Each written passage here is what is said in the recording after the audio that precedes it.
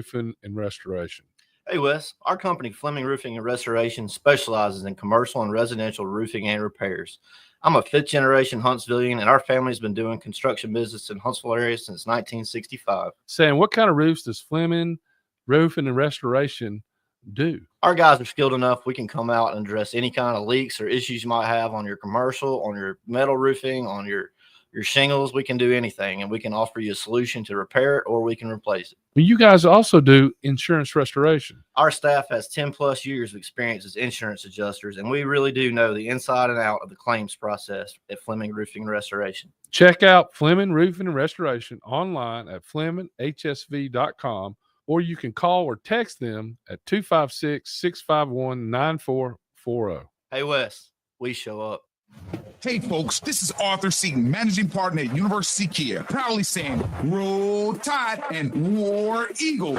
Stop into University Kia today and shop one of the area's largest selection of new Kias, including Fortes, Seltos, Telluride, and Popular Carnival, and fully electric EV6. View all the great specials at universitykia.com and get pre-approved in minutes so you can drive home your new Kia you really want, because we want to see you in a University Kia.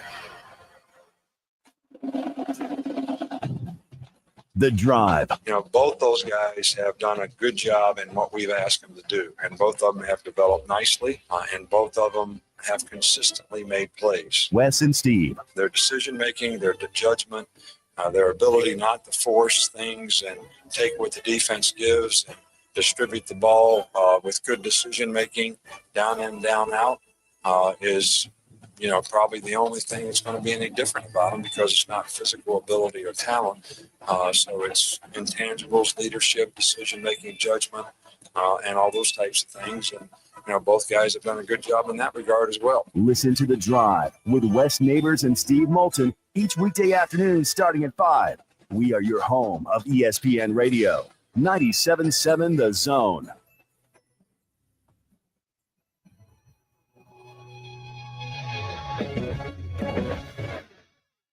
It's laundry season at Owen Home Appliance Center. Tired of that washer walking out the door and having to dry a load 2 or 3 times? It's time for a new washer and dryer.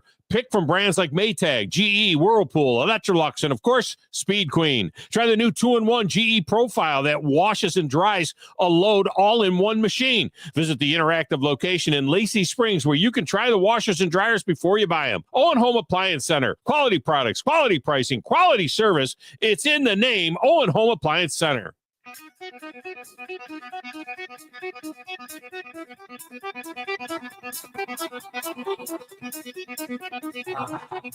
Welcome to Talkin' Ball with Scott Theisen and Drew DeArmond. Call into the Neighbors Wealth Management Hotline now, 256-576-4977. That's 256-576-4977. Now, here's Scott and Drew.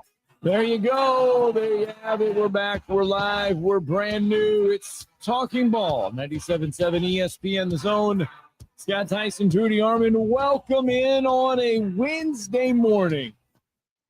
A Wednesday morning that sees us currently 43 degrees. Your high today, 69 degrees in what should be another fantastic day in the Tennessee Valley. Safe travels into work, into school, wherever you may be headed. Make sure, though, right now the weather, perfect. Make sure, though, before it gets warm, and it's supposed to get warm Friday, Saturday, Sunday, highs into the 80s, make sure you give our good friends at Talent Heating and Air a call, because you don't want that air-conditioned system to crap out as it starts to get warm. Give them a call. Talent Heating and Air. Let their talent work for you. 256-503-4490. Give them a call. They can do tune-ups, indoor air quality, service and repair, ductwork, natural gas system installation. Thomas, Terry, Jeremy, give them a call.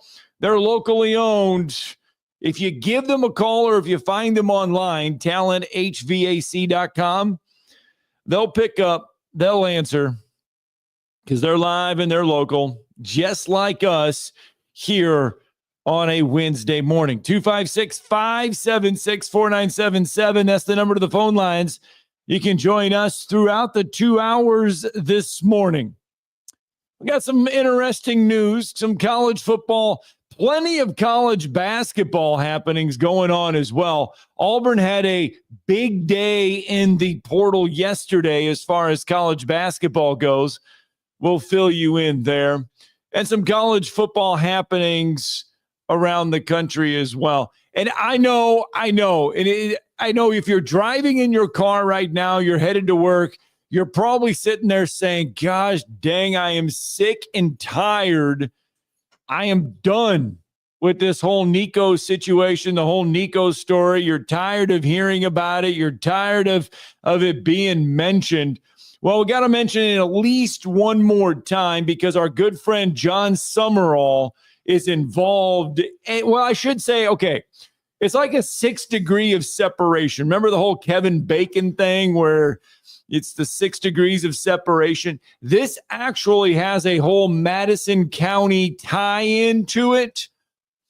Gio Lopez kind of started a lot of these dominoes. And Gio Lopez, a former James Clemens / Sparkman quarterback who went to South Alabama and had a great year this past year, gets a Sun Belt honorable mention after leading the Jaguars to a bowl game this past season.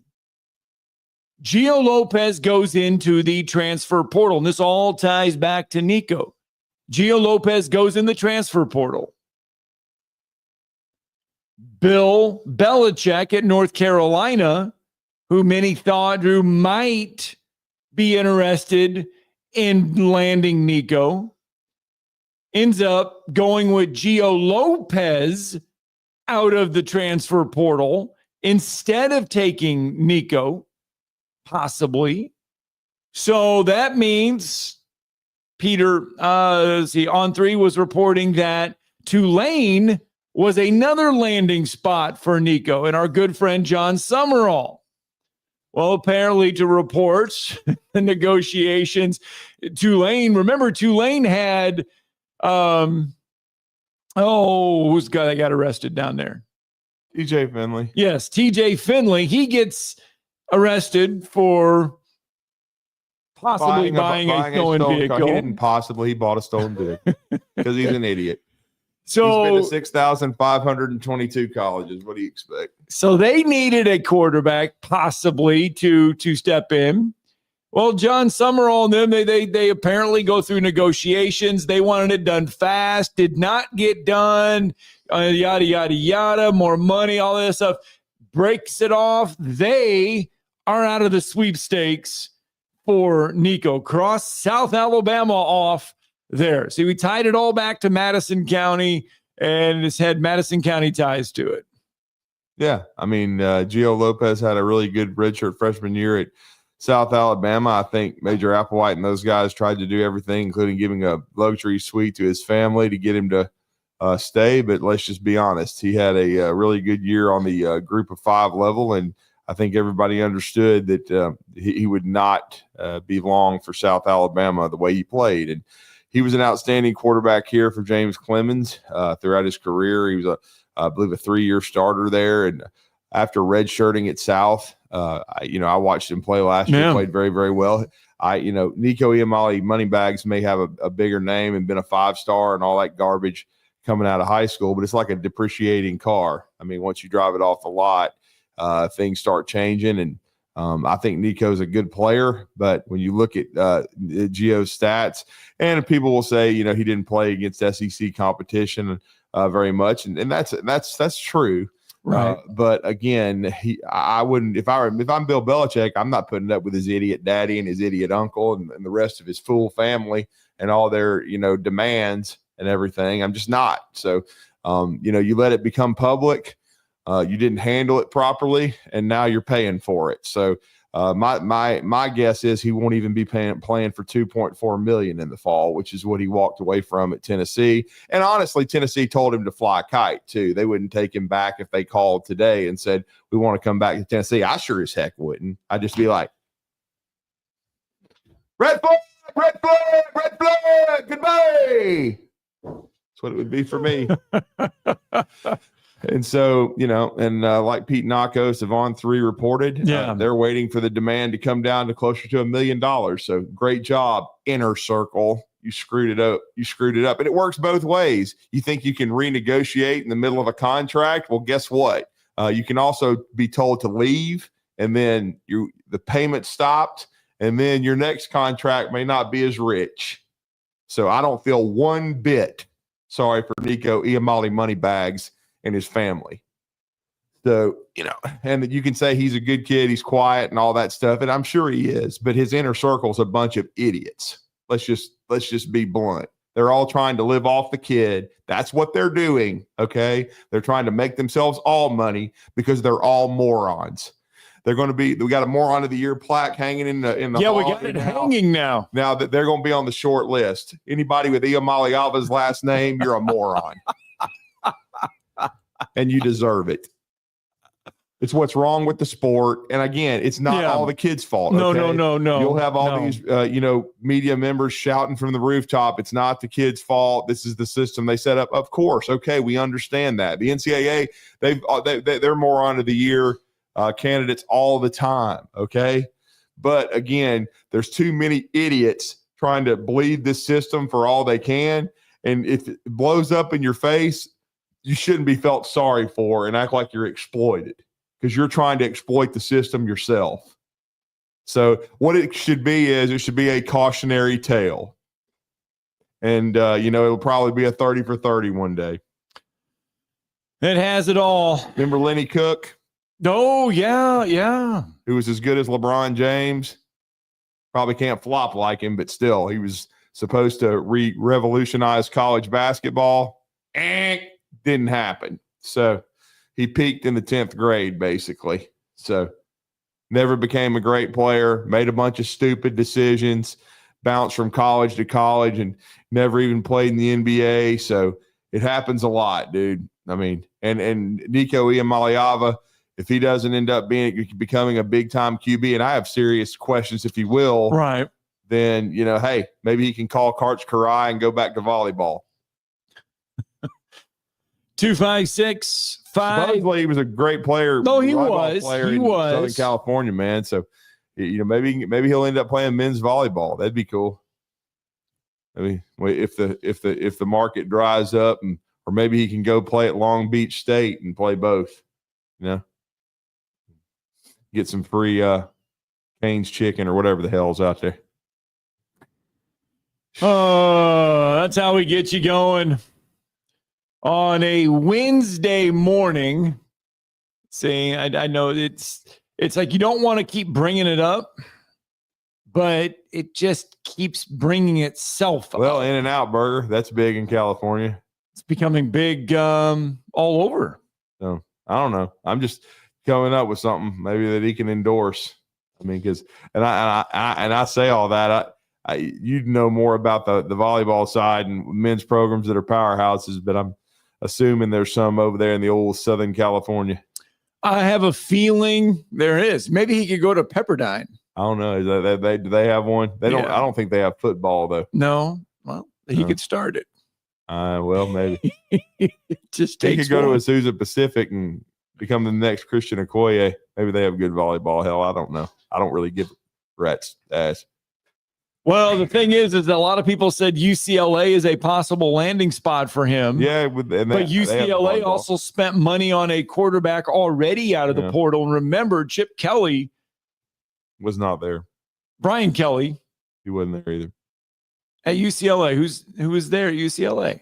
They have when he was the coach. Oh, when he was the coach. Yes, when Chip Kelly he left last year before the season. He left because number one, UCLA didn't have a lot of.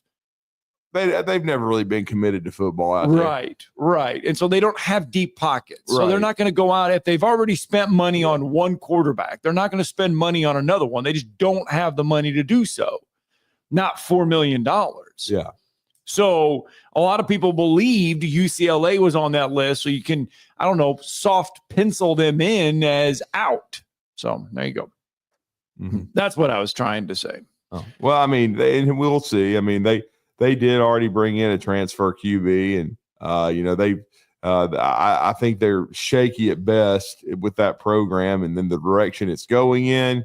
But there's not a lot of obvious landing spots with all these schools pulling out. And I know we talked about the false report that another one of these parody sites put out about Nico going to North Carolina. Yeah. And the funny thing is, when Gio committed there, I thought he was still at South. I did not know he had gone into the portal. Maybe he probably went into the portal after spring practice, because I know he had interest from Florida and some other schools, like at the end of the regular season when the first portal window opened, but he didn't go into the transfer portal and stayed. So I was wondering if he would spend one more year at South and try to stack years and then cash in. But obviously things changed because Belichick wasn't at North Carolina at the time. North Carolina was everybody knew they were with Drake May now being going into his second year in the NFL. They went through the transition last year through that, and of course had to go through a coaching change. But they need a quarterback, and so it's interesting. It's interesting that Gio didn't end up maybe at Tennessee.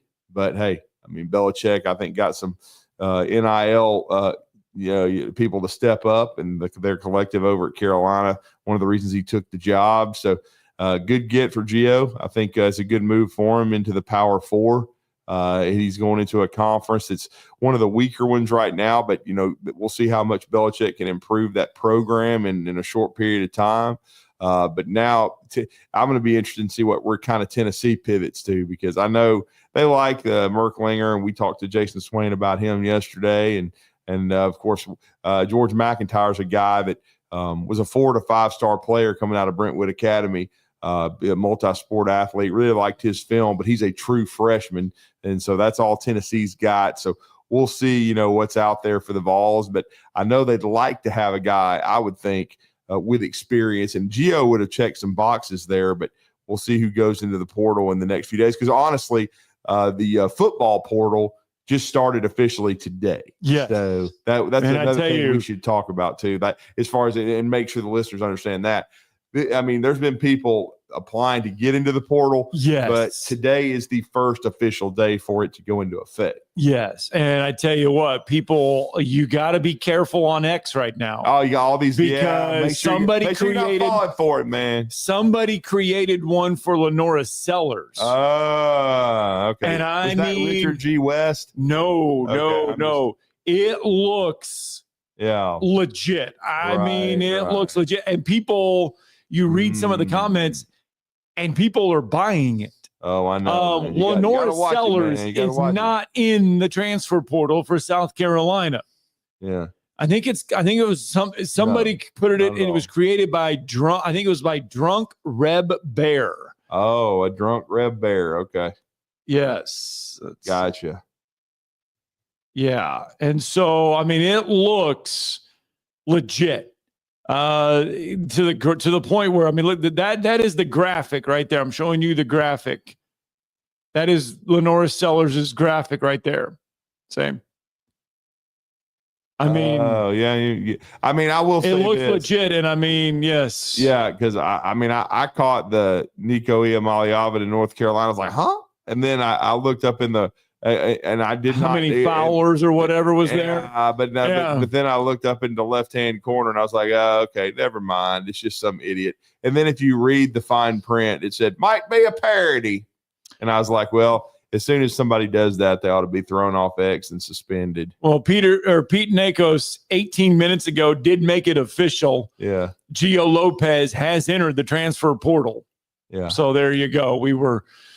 And is already committed to another school. So yeah. Yada, yada, yada. Yep. And he goes, I've logged a prediction for him to land in North Carolina. So yeah, just like we mentioned off the top of the show, it's exactly where we thought he would end up. Yeah. Let's get our first break in. 256-576-4977. He's predicting he's going to end up in North Carolina. He's probably already in Chapel Hill looking at apartments, I would think. I would assume he was there yesterday. I would assume he was there even a couple days before. This is cool though. Louisiana Tech wide receiver, whoever named him this, I mean, you got to give them credit. The coldest Crawford has entered the transfer portal. The coldest Crawford? That's what his name is. He's the coldest. DeColdest. The coldest, man. The coldest Crawford. If he could actually play, that'd be somebody to go after. You know what you could make an NIL if you were the coldest. After you make a friggin' catch or first down, even score a touchdown, the coldest, man. The coldest Crawford. All right. Now we're going to get it in. He's already been at Nebraska, so the coldest couldn't make any plays at Nebraska. He was. Hey, man, the UNA needs to jump all over this kid so he can be the coldest. You know, the coldest in Florence. Yeah, so he can make some plays, get you on TV. They got a new stadium going up. They do. By the way, they got a new baseball stadium over there. They're gonna play tomorrow. Tomorrow is going to be UNA's scheduled first baseball game at their new basebel stadium on campus. Wow. I knew they were like practicing and stuff. Yeah, they are actually. They're supposed to play a game tomorrow there on their new field. Oh, okay. Yeah. I was thinking it might not be completely ready until maybe next year from the standpoint of playing actual games. They took batting practice there a couple days ago. I heard they were doing some stuff, but well, awesome, man. Congrats to UNA and the Lions program. And they came over here to Huntsville to play earlier this year and took 2 out of 3 from Army. They played Alabama over here. It was a 4-3 Alabama win, but it was a heck of a game. I mean, wow, man. Congratulations to UNA for getting it completed and being able to play this year. I just wasn't sure if they were going to be able to. Well, it's not all the way finished. Yeah. If you see pictures of it, right, they still don't have a lot of stands in the back yet. I mean, bring your chairs and bring your tailgate stuff. There you go. You can enjoy some baseball, but let's get a break in. More college football conversation, plus some college basketball news and notes. You're listening to Talkin' Ball on 97.7 ESPN, The Zone. I'm still not seeing anything accident-wise this morning. You be careful on your ride in. Right now, though, it looks like a pretty good ride. D&L Refrigeration repairs heating and air conditioning units for homes and businesses. Ask about their military, law enforcement, and senior discounts. D&L 256-652-1207. State license 08091. Captain Nick in the Valley Skywatch Traffic Center. Specializing in simple and affordable rentals, McCurry Van and Car Rental can make sure you have just the right vehicle for your next family vacation, weekend getaway, or if you just need transportation while your vehicle is being repaired. McCurry carries Ford Transit vans and Mercedes Sprinter vans, trucks and work vans, and more. And they offer discounted rental rates for long-term rentals. Now with 4 locations: Athens, Muscle Shoals, Coleman, and Huntsville. Log on McCurryRentals.com to make your reservation now. That's McCurryRentals.com. Forgiveness. Wow, what a word. What a gift. All of us have done things in our lives that we regret. All of us have done things that are disobedient. All of us have sinned and fallen short of the glory of God. Thank God for his forgiveness. Thank God that he separates our sins as far as the east is from the west and remembers them no more. Hey, I'm John Dees, pastor at Cross Point Church, smack dab across the street from the YMCA in Madison. Check us out at cpcfamily.org. Where's the best place for sports? What about the best place for wings? If you answered Jefferson's for both, you're right. Jefferson's is also a great place for value. Every Monday, kids eat free with the purchase of an adult meal, and teachers bring your teacher ID and you eat free every first Tuesday of the month up to $15. At Newmarket, Jefferson's will be opening a new location at 2190 County Road 65 very soon. Jefferson's, best place for sports, best place for wings. Hampton Cove and soon in Newmarket. Have you discovered Good Company Cafe? The place for breakfast, brunch, lunch, and so much more. Enjoy brunch all day and pair with one of our many seasonal refreshing drinks, including alcoholic and non-alcoholic options. Choose inside or outside on our gorgeous, spacious, dog-friendly patio and have some fun with friends playing yard games in the courtyard. See catering, to-go options, and lots more at goodcompany-cafe.com. Good Company Cafe, 7500 South Memorial Parkway. Specializing in simple and affordable rentals, McCurry Van and Car Rental can make sure you have just the right vehicle for your next family vacation, weekend getaway, or if you just need transportation while your vehicle is being repaired. McCurry carries Ford Transit vans and Mercedes Sprinter vans, trucks and work vans, and more. And they offer discounted rental rates for long-term rentals. Now with 4 locations: Athens, Muscle Shoals, Coleman, and Huntsville. Log on McCurryRentals.com to make your reservation now. That's McCurryRentals.com. We aren't a winning school. We are a championship school, and we make legends. The Drive with Wes Neighbors and Steve Moulton. Listen weekday afternoons starting at 5 on 97.7 ESPN, The Zone. It's perfect.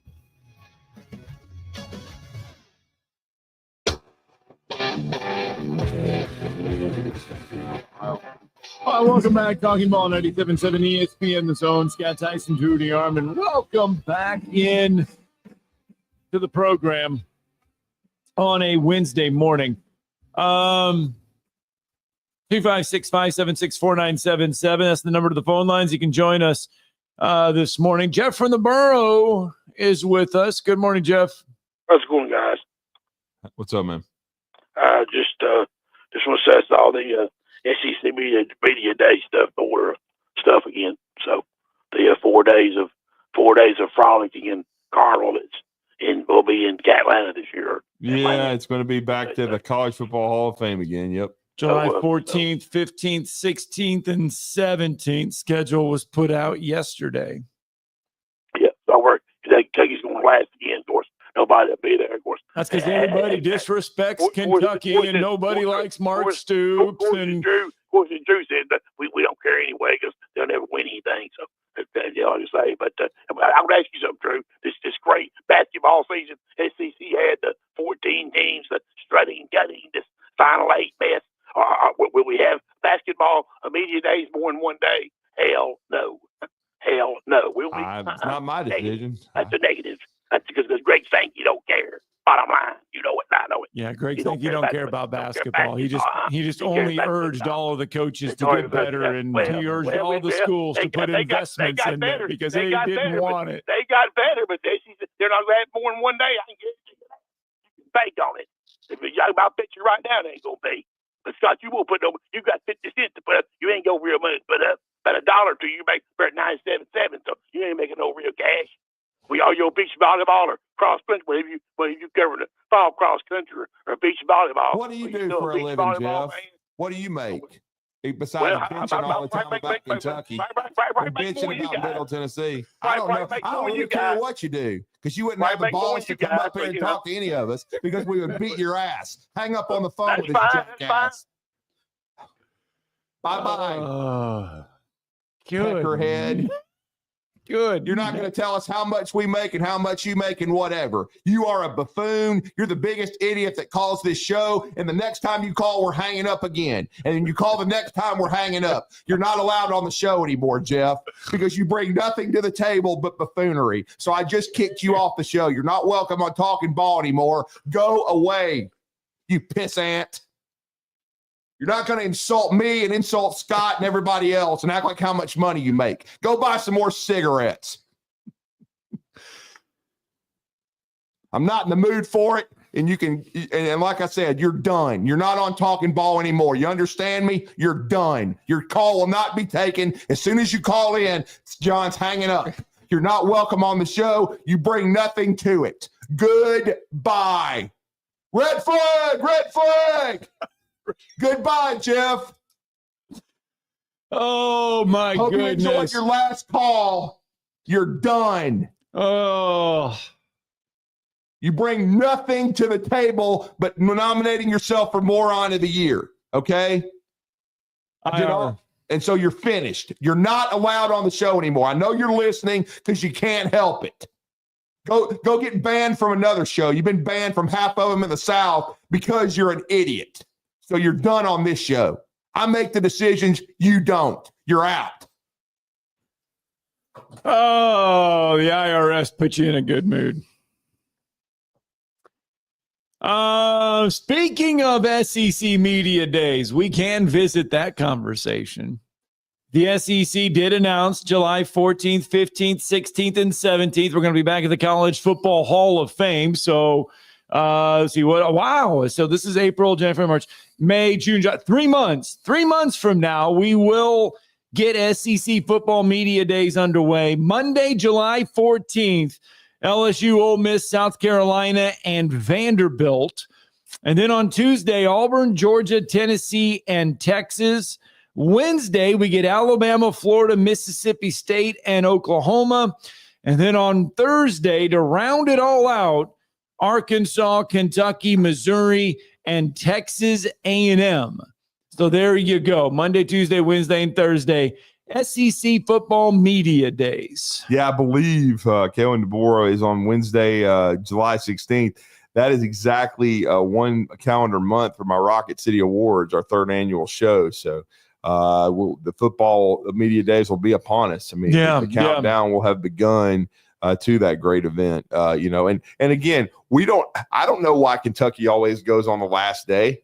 I mean, maybe Kentucky they may want for that. Maybe they ask for that. Maybe I they thought want about that too. Maybe they want to go last because they do take influence from the schools. They take considerations in from the schools, like maybe Kalen DeBoer has an event on Tuesday or Monday that he needs to be at. Yeah. And so they do take scheduling into consideration from what these coaches may or may not have. Some of them they do, and some of them they don't. And some of the Kentucky media may be there for 4 days. We've seen that before. Right. Like with Freddie Maggard, a good friend of ours who in the past has covered the 4 days of the event.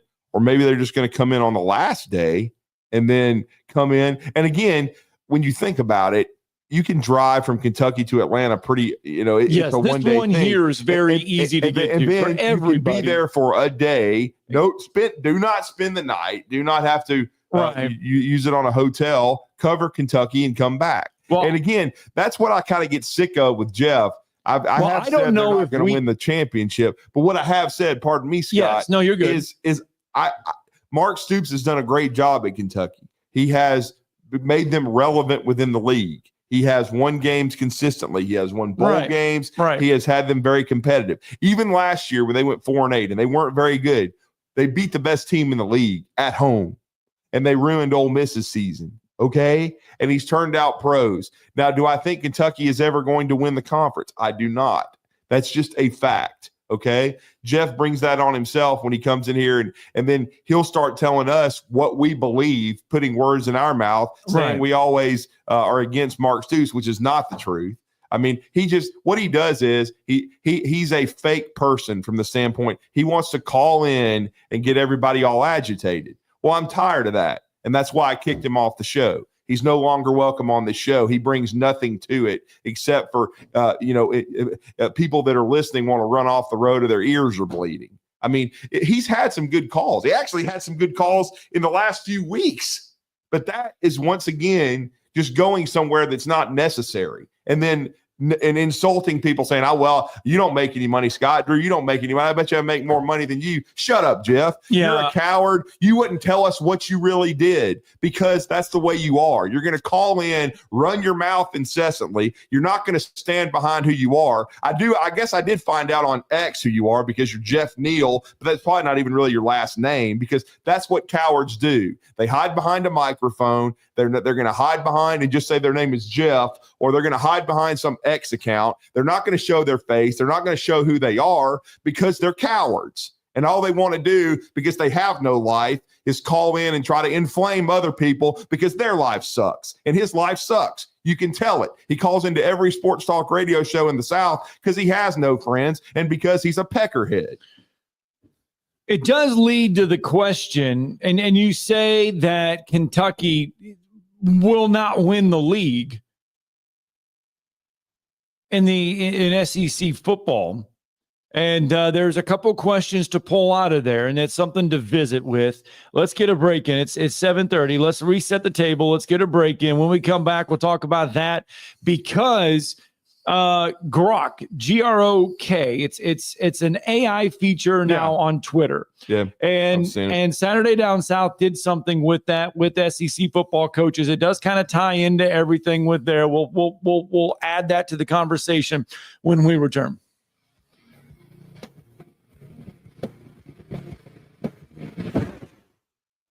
You're listening to Talkin' Ball on 97.7 ESPN, The Zone. From the Fox 54 Weather Center, I'm Chief Meteorologist Jordan Dressman. A mostly sunny sky this afternoon. Temperatures climbing into the mid and upper 60s. A couple of folks looking at the lower 70s, dropping into the mid and upper 40s as we head into the overnight, early into your Thursday morning. A mostly to partly sunny sky Thursday afternoon. Temperatures continuing to climb across the Tennessee Valley. Highs have no problems, climbing into the mid 70s. Some of us could be looking at the upper 70s. Only dropping into the mid 50s as we head into the overnight. A mostly to partly sunny sky for your Friday. Temperatures consistently climbing into the upper 70s and lower 80s. And Chief Meteorologist Jordan Dressman on your home for ESPN Radio, 97.7 ESPN The Zone. Got a couple of wrecks on the board now. We got Albert, Mann, and Cooper reported with injury. And we got one in Decatur, Magnolia, in 16th. They're running that one as a possible injury as well. From routine care to heart failure, Dr. Randall Burns and the team at Huntsville Heart Specialist on Bob Wallace Avenue have the expertise to care for all matters of the heart. Captain Nick in the Valley Skywatch Traffic Center. The sound of the organ. The crack of the bat. It is gone. The sight of watching the ball go over the wall. And the taste of peanuts and Cracker Jacks. There's nothing like it. It's America's pastime. From the first pitch to the final out, you can hear every game right here on your home for Alabama baseball. Your home of the Alabama Crimson Tide is 97.7 ESPN, The Zone. Tom Luganbill here for my friends at Woody Anderson Ford. Bobby White, his team takes great pride in their service department, and you can see it the moment you walk into those beautiful new service lanes. And just like a championship team, they all work together to make sure your experience is second to none, whether you drive a Ford or not. Also, check out the gold certified pre-owned inventory at Woody Anderson Ford for great deals every day. Stop by and see them at Jordan and Sparkman or at Woody Anderson of Madison on Hughes Road, or visit WoodyAndersonFord.com. Are you tired of chasing a roofing contractor to show up on time or even show up at all? I'm Sam Fleming with Fleming Roofing and Restoration. Our motto at Fleming Roofing is we show up. Our goal at Fleming Roofing is to provide the reliable customer service that you deserve, and we have the resources to meet all of your roofing needs: residential, commercial, industrial, replacement, or repairs. We are manufacturer certified for roof coatings, single-ply membranes, and asphalt shingles. Whenever you need a roofing professional you can count on, call Fleming Roofing and Restoration. We are committed to finding the solution that meets your needs. We don't have quotas or heavy-handed sales tactics. Fleming Roofing, we have expert experience. We show up. Free estimates: residential, commercial, industrial, replacement, or repairs. Check us out at FlemingHSV.com. FlemingHSV.com. When you need a quick response, it's Fleming Roofing and Restoration. We show up.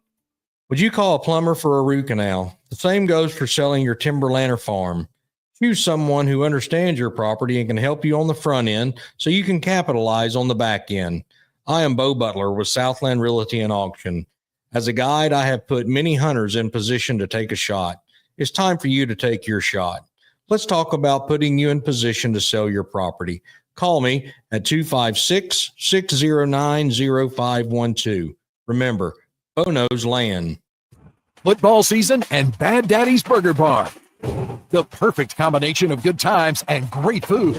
This season, score big with one of our chef-inspired expressions of pure burger amazingness. Our delicious burgers are made with premium Angus beef, and you can pair it with one of our signature cocktails or a cold craft beer from our huge selection. Bad Daddy's Burger Bar on the Parkway in Huntsville and our new location at Cliff Farm, Highway 72 in Madison. And now a man who knows what you ate for breakfast. Time now for the biggest thinker of them all. He knows it all. He is Drew DeArmond. Listen to Drew and Scott Tyson weekday mornings. It's Talkin' Ball on 97.7 ESPN, The Zone. But that's what never worked.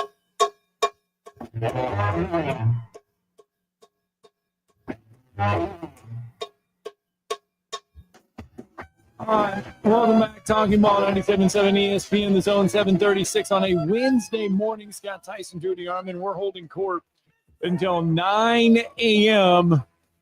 And I promise we've got enough money to go to SEC Media Days and stay for 5 days. That won't be an issue. No. Our next guest will be there as well, but he also has been covering a lot of stuff down at Auburn because they've got a lot of stuff going on. He's even been doing radio with Brad Law some too, doing Auburn baseball color. Yeah, and baseball coming off a ginormous They may be the hottest sweep. team in the SEC. At least they're up there. I think they're up number 6 in the country now, coming off a sweep of LSU. They just got a win last night against Jacksonville State. Or I should say Jack State on the road at Jack State, a 4-3 win over Jack State. But spring football wrapped up. Basketball, huge news, big news, literally and figuratively for basketball yesterday and baseball time.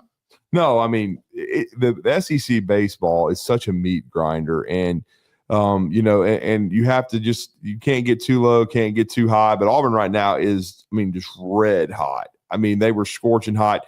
Early in the year, they had a tough series over at Georgia. Brian Matthews, another good friend of ours, kind of warned us about that trip. Said it was going to be a really tough one for Auburn.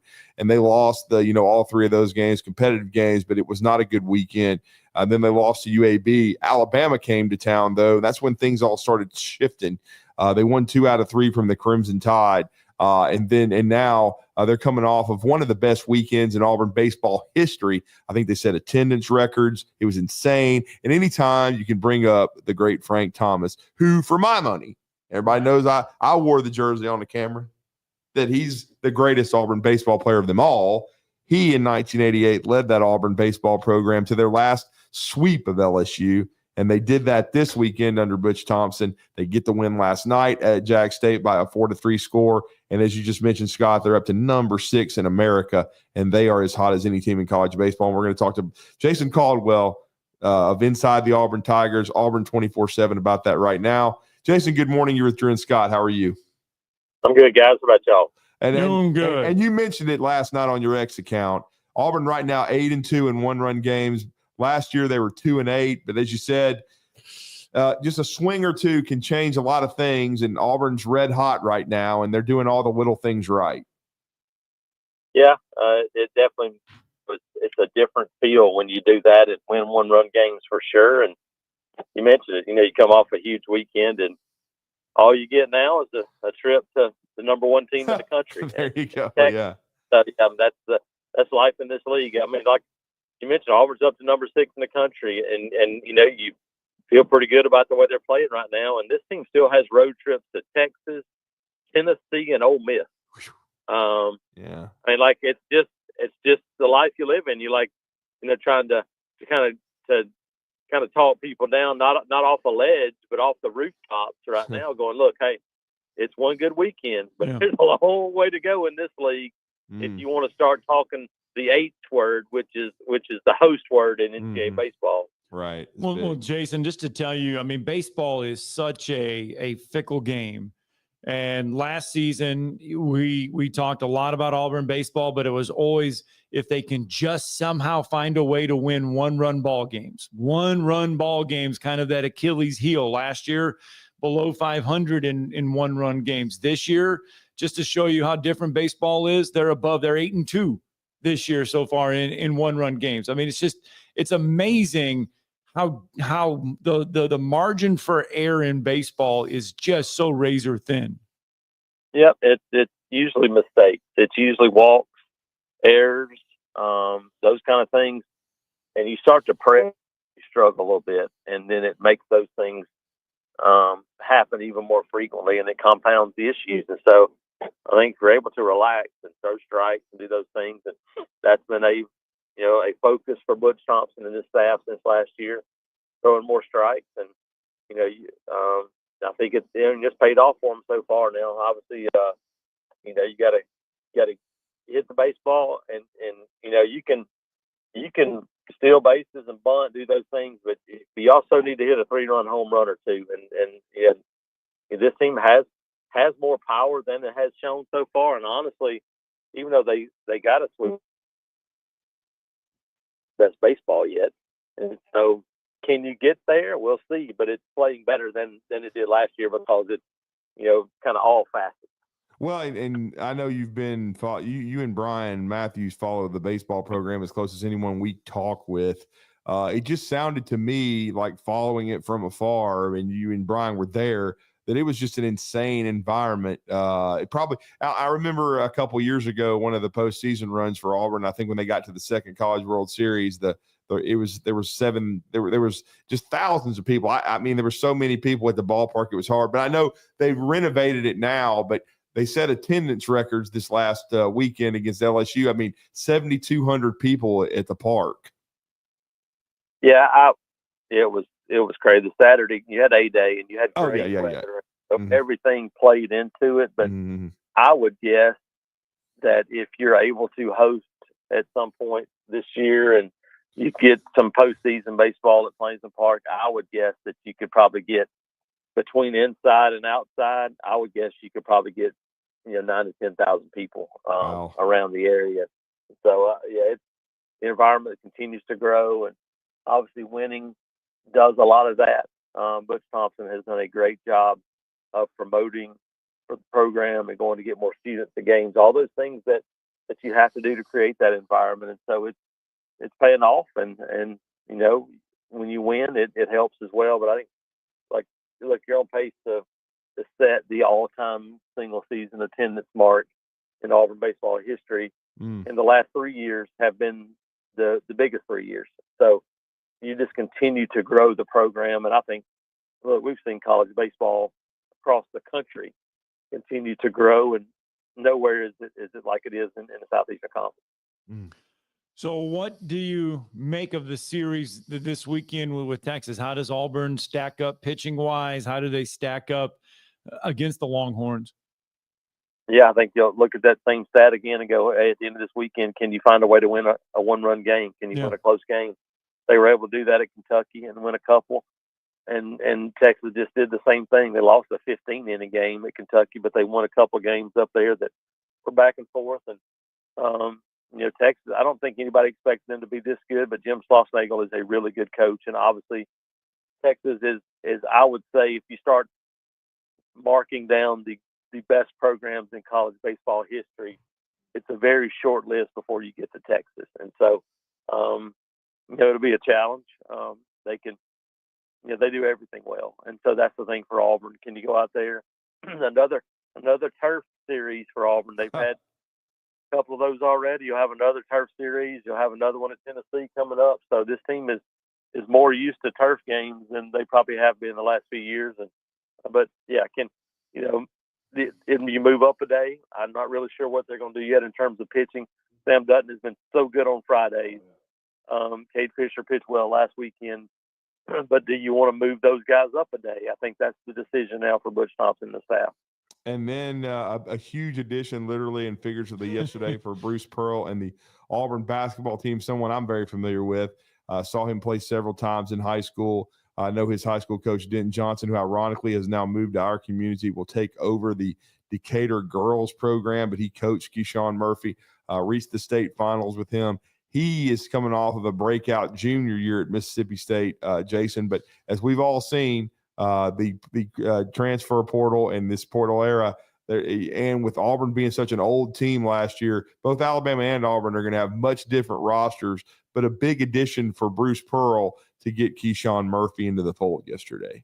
Yeah, you've already added, a 6'7", 225 wing that I think will really help you in terms of scoring.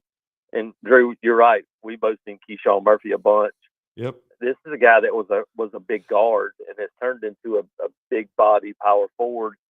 He didn't shoot it real well last year. Now he did from the close range and those things, but I think we both probably believe there's a whole lot more in his game in terms of shooting the basketball that we haven't seen yet. Now, can he get there? We'll see. But 6'10", 230, athletic, a guy that can run, can defend. I think it's a great addition for Auburn. And again, I think he's a guy that has maybe his best basketball ahead of him. And I think I mentioned it yesterday. I think this is a guy that could be a 15 to 18 point a game scorer in the right situation. And so, I think, huge addition for Auburn as you look to continue. You're right, to rebuild a roster and going to look a whole lot different next year. Todd Pettiford did declare for the draft, Jason, but with the caveat that he would come back to Auburn if he didn't get the news that he wanted. Yeah, I think once you start to get the Portsmouth and the NBA draft camp done, those kind of things, probably get to find out. It'd probably be a mid to late second round guy. There are a few more of those opportunities now. Have some guarantees to them, but it's still a little bit of a crapshoot if you're not in that first round spot. So because of that, I still would probably lean towards the Todd Pettiford coming back eventually for this team. We'll see what happens. Obviously, it'd be huge. If not, then you're going to have to rebuild pretty much an entire backcourt, and that's part of started already. I think for Auburn, no matter what, you're probably going to need a point if Todd doesn't come back, but you're going to need a 2-guard and probably a big body 2-guard and then more size. So there's lots of pieces still left in this portal era.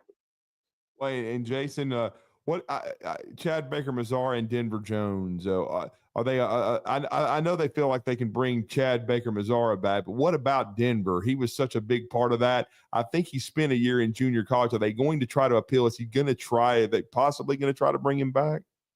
Yeah, I think they had searched that out, and I think it's a little different situation. Gotcha. It doesn't appear like he would be able to come back. Chaney Johnson's another one that had the D2 year. We've heard guys.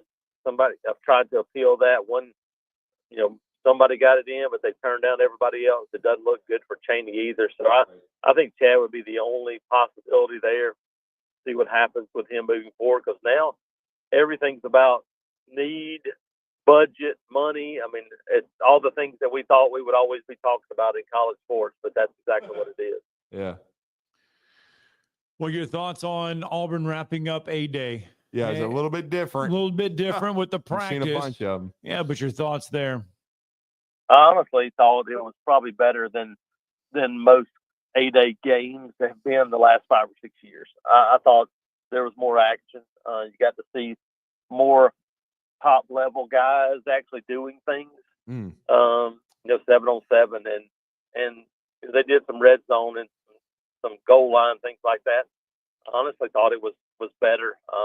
If people aren't used to seeing a practice, it might have felt a little different. But if you're used to seeing college football practices, I thought it was pretty lively, and you got to see a lot of things. So, all in all, it felt more fan friendly than most A-Day games have because they added the fan day mix to it. So I honestly thought it wound up being as good or better than most A-Day games have been, even though it wasn't technically a game. And then final question for you, and this is Jason Caldwell, 25 years covering the Auburn Tigers. We've seen some guys go in the portal, especially from a DB perspective. J.C. Hart has gone in. We saw Braden Joyner go in, backup offensive lineman, center for the Tigers. What are the needs for Hugh Freeze? What is he going to maybe look for in the portal? Yeah, I think you would go interior defensive line would be a need area for this team. And you got some talented guys, Jordan Crawford, Malik Alsher, are really good this spring. So, but I think older, experienced interior defensive line, probably a true older middle linebacker that could come in and give you some help like a Dorian Moose he did last year. And then maybe you look for an older tight end to help you out a little bit there. But I think other than that, I think you feel pretty good about where your roster sits at the moment. So I would say heavy lean towards front seven defensively probably for them in the portal. Well, wow. Great stuff from Jason Caldwell covering the gamut. There's a lot going on in Auburn athletics right now. Jason, let everybody know how to follow you, my friend. Yep, check us out, auburnundercover.com, part of the 24/7 network, all the social media channels for that as well, YouTube and Instagram, all those things. And you can find me on Twitter at ITATJ. Thank you, sir. Thanks, Jason. Thank y'all. All right, let's get a break in. I'm going to wrap up hour one next.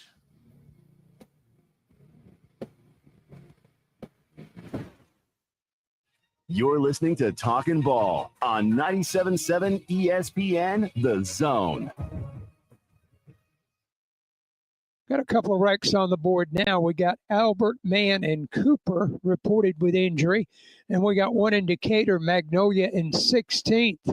They're running that one as a possible injury as well. From routine care to heart failure, Dr. Randall Burns and the team at Huntsville Heart Specialist on Bob Wallace Avenue have the expertise to care for all matters of the heart. Captain Nick in the Valley Skywatch Traffic Center. Mike Rowe here with a quick question. Have you noticed mold, mildew, bowing walls, or water in your basement? I hope not, but if you have, your basement is losing the war against groundwater. That's where AFS comes in, a groundworks company. They can honestly assess your situation and create a plan to waterproof your basement and stabilize your walls. Schedule your free inspection at afsrepair.com/row. And while you're there, check out my latest dirty job. Licensed in all states where work is performed. See website for detail. Hey folks, this is Arthur Seaton, managing partner at University Kia, proudly saying Roll Tide and War Eagle. Stop into University Kia today and shop one of the area's largest selection of new Kias, including Fortes, Seltos, Telluride, and Popular Carnival, and fully electric EV6. View all the great specials at universitykia.com and get pre-approved in minutes so you can drive home your new Kia you really want, because we want to see you in a University Kia. You don't have to go somewhere else just so you can go somewhere new. Plan your next vacation with Huntsville International Airport and Breeze Airways. Enjoy friendly, convenient, nonstop travel to some of the most exciting destinations in the U.S., including the home of iconic casinos, world-class shows, dining, and entertainment. Las Vegas. With flights starting as low as just $79, Breeze has got you covered with easy, breezy, nonstop flights to Las Vegas. Book nonstop to Las Vegas now at flybreeze.com. Hello, listeners. I want to tell you a little bit about Minuteman Press and what we have to offer our community. We specialize in paper printing and can help from designing your piece to the finished product. We print media guides for many of the athletic departments at high schools and universities around the area. We typically purchase sponsorships from these schools as well, try and help them with their fundraising. Once we have reached our new normal, we also print all types of marketing materials for you to hand out either in person, via mail, or at various trade shows and events. At Minuteman Press, we're not just putting ink on paper, we're building relationships. Normally, when you call a roofing company, all you hear is you need a new roof. Not when you call Fleming Roofing and Restoration. Since 1965, the folks at Fleming have been focused on what you need, whether it's an easy repair or a full roof replacement, commercial or residential. And when it comes to storm damage, you want Fleming on your side. They know all the ins and outs of insurance claims and will guide you through the entire process. Log on FlemingHSV.com and book your free estimate today. Fleming Roofing and Restoration. We show up. This segment of Talkin' Ball is brought to you by University Kia, the #1 volume Kia dealer in the state of Alabama. Located online at universitykia.com.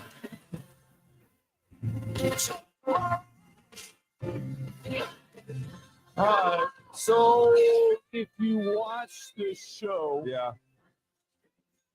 we love game shows. We do. Old school. Man, we lost somebody yesterday, It's man. exactly where I was going with that. Wink Martindale. Man, what a name. Game show host passes away at the age of 91. Jeez. He was the host of Tic Tac Doe. That was a good show. In the 70s and the 80s. Yeah. He was the host of Gambit. I don't know if I saw that one. I don't remember that one. High Rollers. Yeah, I loved High Rollers. Oh, we lost Wink Martindale. Yeah. I saw that. What a name. Because I'm not going to lie, because you saw that I think he went back to the NFL, but Wink Martindale was had been the DC with the Giants, and then he went to the he went to the Michigan Wolverines. And I thought, how did they name him after him? Like, Oh, I know. That's the first thing. Yes. Or did he get a nickname because his last name was Martindale? Like, I mean, because I'll be honest, I'm sitting there thinking, or is it his other brother Daryl, like the Newhart show? I mean, I'm thinking, wow, there's 2 Wink Martindales out there. He was a rock and roll disc jockey, by the way, and a very good friend of Elvis Presley was Wink Martindale. How can you not be with that name? Yeah. I mean, Did they ever meet? That's what I'd like to ask Coach Martindale. Did you ever meet the Wink Martindale? I don't know. 74-year career. Wow. So he started when he was 16. And he was a kid in Jackson, Tennessee. Oh, well, that makes sense. Jackson, Tennessee. It's around Memphis. Isn't it?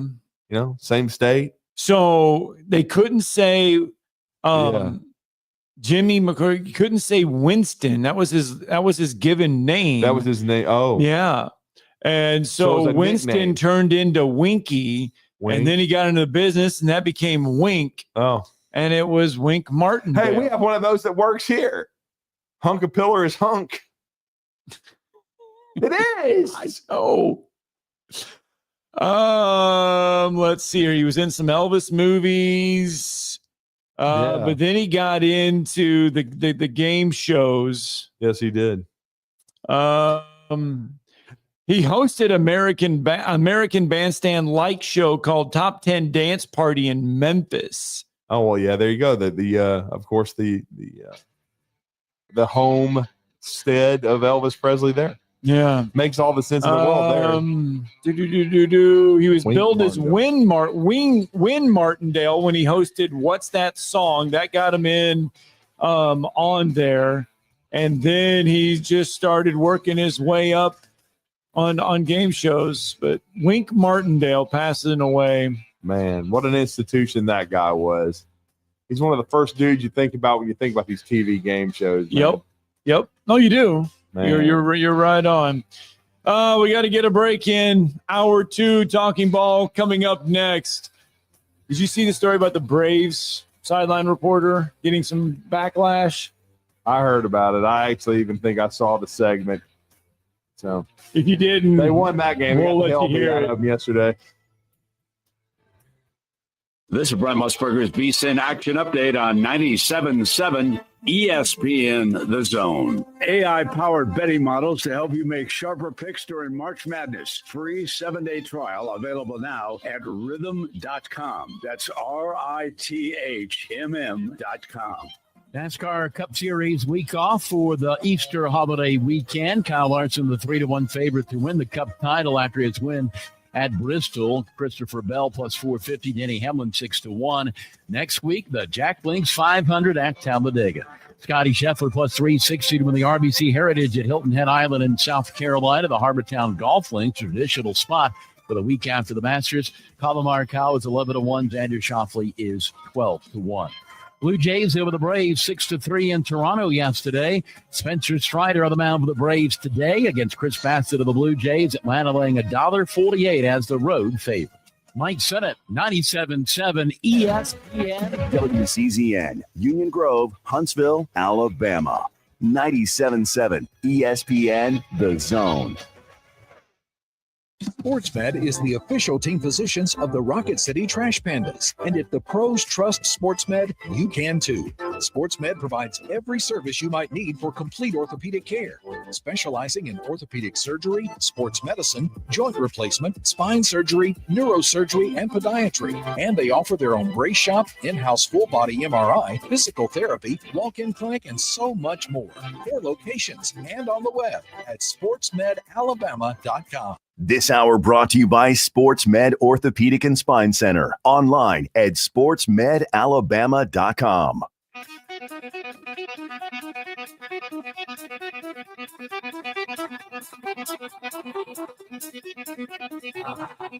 Welcome to Talkin' Ball with Scott Tyson and Drew DeArmond. Call into the Neighbors Wealth Management Hotline now, 256-576-4977. That's 256-576-4977. Now, here's Scott and Drew. Hour 2, Talking Ball, 97.7 ESPN, The Zone, SportsMed Orthopedic Surgery and Spine Center, helping us make this happen. 256-881-5151. You can experience that SportsMed difference. Give them a call. Hey, Thomas Ricks is going to be with us later in the month. Dr. Thomas Ricks, from SportsMed. He said he had so much fun last time. He'd like to come back again. We were talking here about in April. Rotator cuff injuries, elbow injuries. He's a baseball enthusiast. Yes, so he he loves baseball. So why not bring him in? We'll talk a little baseball here later this month. earlier in hour one, we were talking some SEC football, and dumbass Jeff. We have to say that. Yeah. We have to say his name. Okay, we'll just say dumbass. From now on, it's when because we've got other names on this show that we refer to other people as. We'll just say dumbass, and that's what who we're talking about. We said that Kentucky would never win the SEC champ. You never win the league, right? The lead. Now, and remember, that's not saying they won't make the playoffs. Like if they went 10-2, they could. That's just saying they won't. That. I said two things. I said they would never win the SEC outright in football, right? And they would never, ever win a national championship ever. So So you put Kentucky in that equation, and that just got me looking. I just started looking at the other 15 teams now in the SEC, and I started pondering to myself, okay, all right, let's play that then. So Mississippi State, when it was the divisions, Mississippi State, I believe, did they get to Atlanta? Yes, once. They got there once. I believe 1998, yes. And they lost to the future national champion Vomits. So they've gotten there, but they've at least accomplished that feat. Yeah. Oklahoma has yet to get there because they are still new in the SEC. Vanderbilt. Mm-hmm. Do we put Vanderbilt in that equation the same as Kentucky? Yes. Okay. 110%. Texas A&M. Do you feel the same way about Texas A&M as you do Kentucky? Texas A&M, with their money, if they ever got out of their own way, they could potentially win the SEC. You feel like they could? I'm not going to. Well, I mean, because they won the what is the Big 12, and, right? And the Southwest Conference. So I wouldn't say they're never going to win the SEC. I do think they've had teams that were close. Right. And definitely they've had teams that were good enough in that expanded playoff format to make the playoffs. So they definitely, I can see them making the playoff.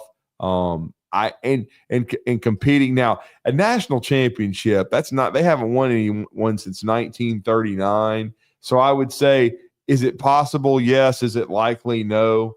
But I do think, as far as if you're asking me, Texas A&M comparing them to Vanderbilt or Kentucky, right? They would have a better shot at winning both a national championship in football and an SEC title. Still think it's going to be hard for them to do it, but it's not out of the question. I have seen teams from both of them that were good enough, or from Texas A&M that were good enough, in my opinion, with a break or two to win the SEC or the national championship. Now, with Vanderbilt and Kentucky, never in my life have I seen a team that I thought had a chance in Hades to get that far, to win the SEC, even win the SEC period, or to be national champs. And even Mississippi State, they had the 1 year where they were number one, but they fell off by the end. I would say Mississippi State and even Ole Miss. I thought Ole Miss had the best team in the SEC on the field this year. Right. But that's going to be difficult for them to ever win the league, or Mississippi State as well, or win a national title. Right. Now Mississippi State's won a division. They've won, because remember, that was the division play. Yeah. But could either one of them, Mississippi State or Ole Miss, make the playoff? Yes. Yes. I know Mississippi State is really bad right now in football. Right. But if they bounce back, yes. You can put together a 10-3 team or whatever that could get into an expanded playoff. Now, South Carolina and Missouri, remember, they have won divisions. Never will either one of them win the SEC or a national. The way the championship SEC is constructed right now, neither Missouri nor South Carolina. Make the playoff? Yes. Win the So SEC? they're in the same boat as Kentucky. Exactly, they are. And Vanderbilt. Have you seen Missouri baseball? Ron Polk thinks they're going 0-30. 0-30. So right now we have four teams. I don't think we that'll have 4 happen. out of 16 right now. That's hard to do to lose 30 straight baseball. Right. games. No, it is. But they are bad. And right now, Mizzou softball is bad. They're not competing in anything, basically. Okay, so Besides a little bit Missouri of men's basketball, and Elijah Drinkwitz has done a pretty good job in football. But when you're talking about winning a conference championship, no freaking way, or a national championship. So we got Missouri, South Carolina, Kentucky, and Vanderbilt. You put Mississippi State in that as well. 1, 2, 3, 4, 5. That's 5. Now, I'm not saying any of these teams can't get in the playoffs. You're just saying they're not going to win an SEC championship or a national championship. Ole Miss. You think Ole Miss can do it? Never for Ole Miss. Never. You don't think Lane Kiffin can get Ole Miss to win the SEC? It's a yes or no question. It is. It's a yes or no question. There's no maybe. Arguably the best roster in the league last year. Yes. Did he lose to Kentucky? Yes. To Kentucky? Yes. To Kentucky? Yes. That's why this whole thing started. So LSU crossed them off. They've already done it. Alabama's already done it. Yeah. Georgia's already done it. Yeah. Texas has already. Texas got to the SEC title game. Yeah. So they're, and then Tennessee. So they're there. So realistically, out of the Florida, 16, they can do it. Yes, If they've they already. get the right coach. 1, 2, 3, 4, 5, Yeah. 6. Out of the 16 SEC teams, 6 of them you say have no shot in Hades to ever win the SEC title. Ever. 6. And I hope A&M doesn't either, just because I don't like them. Go Bucky. And this is the football program, Bucky. This has nothing to do with your basketball program. Right. I don't like A&M football. Well, look, arguably when Jimbo was there, because of Dirt Neck. See, Dirt Neck. They probably had. There's a couple seasons there where they probably had some of the best roster. It was in the 2020. SEC. In an expanded playoff, they're in it. Yeah. Okay. Alabama whacked them, but that was it. So they would have been in an expanded playoff. Some of their propagandist media think they should have been in the 4-team playoff that year, but they lost by 30 to Alabama. Okay. And then they weren't going to be national champs, but they can put together a team now with an expanded playoff that can make it. And again, all these 6 teams we just talked about, because South Carolina was nearly in the playoff last year. They can all make the playoff. Just not win the SEC. Winning. I'm talking about winning an SEC championship, and I'm talking about winning a national title and winning, 3 or 4 playoff games in a row. That ain't happening. Boy, I just thought of something, and I could be way off the mark here. And if I am, tell me. We said winning the NCAA basketball tournament is a hard thing to do. It's probably one of the hardest things to do in sports. The way that the SEC football now is constructed with the 16 teams, and as good as the SEC football is, I know people are going to say, well, the Big Ten, they've won the last 2 national championships. Okay, great. But the SEC still is there. Is that just as hard to win? Is it next to college basketball, winning the NCAA tournament, is winning the SEC conference in football the second hardest thing to do? It might be. It's one of the hardest. But I honestly think in some ways winning the baseball regular season championship and the baseball tournament is even harder than winning in football. Really? Good God. I know. Think about it. I know, When but you I got didn't 8 know. of the top 10 in the country, right, in one league, and Right. then we really haven't talked about it a bunch. But shout out to Hall of Famer Patrick Murphy and the ladies over at Alabama in softball. You added the national Oklahoma finalists. and Texas. Oklahoma and Texas played for the national championship last year. Oklahoma won their 4th in a row. They both came to the SEC, and guess what? They both probably lost more games already in the league than they lost all of last year. Yeah. Because when you stop playing in the Big 12, which is a pansy softball league, sorry to all them coaches out there. Maybe they don't want to speak to me, but I don't really care because I'm telling the truth, because Big 12 softball stinks when it is compared to the SEC. Alabama beat them 2 in a row, Scott. Should have swept them, really. But was 3 outs away from doing that. But won the last 2 games. It's the first time, and think about this, and it is a credit to Patty Gasso and those ladies. It's the first time Oklahoma has lost 2 games in a row since 2019. Think about that. But that also shows that you're playing in the Bush Leagues. Stinks. The Big 12 softball is awful. Is brutal, yes. I mean, you might have Texas Tech, Baylor, and then Texas and OU. Texas was part of it. Yeah, Texas and Oklahoma, that was it. I mean, you could who is it? You could rattle off a lot of wins Texas in a Tech, row. maybe, Baylor, maybe every now and then, but who else? Right. Who's that? Let's go out to the phone lines. David is with us this morning. Good morning, David. Morning, David. Hey, good morning. Changing subject here. We all love Lenny Acuff. We do. Why would he go from Lipscomb, who made the college playoff? I'm sorry, to Samford. Isn't that a lateral move, or maybe even less than that? It sounds like it. It is, and if when you talk to Lenny and he explains it all out and everything, it makes sense. It's a logical move. Number one, Samford is going to pay him a lot more money than what Lipscomb was paying him. We'll just call it a financial commitment and a step up by Samford. Yes, okay. Samford did that, and we're not disrespecting Lipscomb here. No, and then Samford stepped up, and Bucky McMillan had kind of laid that out. In the last 4 years, they've been really good, and they are financially completely committed. And we're talking about from an NIL perspective as well. There's people there at Samford that are willing to spend 7 figures to help, close to 7 figures for NIL to Samford to help put a roster together. Alan Nuss, who just became the coach in waiting at Creighton for Greg McDermott for probably 2 years. Yeah.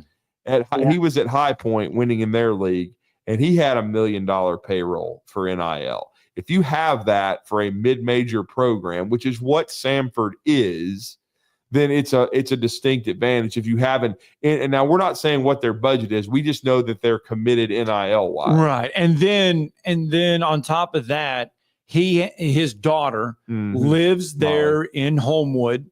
She is getting ready, and he told us this on the air, so we don't feel bad about saying it. She's getting ready to have her first child. Correct. So Lenny will be a grandfather for the first time, and they are going to be minutes away from there. So, I mean, there's family. He's going to be right there next to his family. His son is able to join his staff there, and that was announced yesterday. And even before that was just right down the road at Montevallo. Yes, at Montevallo. So, I mean, you look at all of it. Yes, I know on the surface it looks like a lateral move, but when you start peeling back the layers a little bit, it's a big time move for Lenny. And it was very calculated. And Lenny told us this on the air about him making the decision. He agonized over it. He went back to Lipscomb and informed them of the offer and what was being discussed.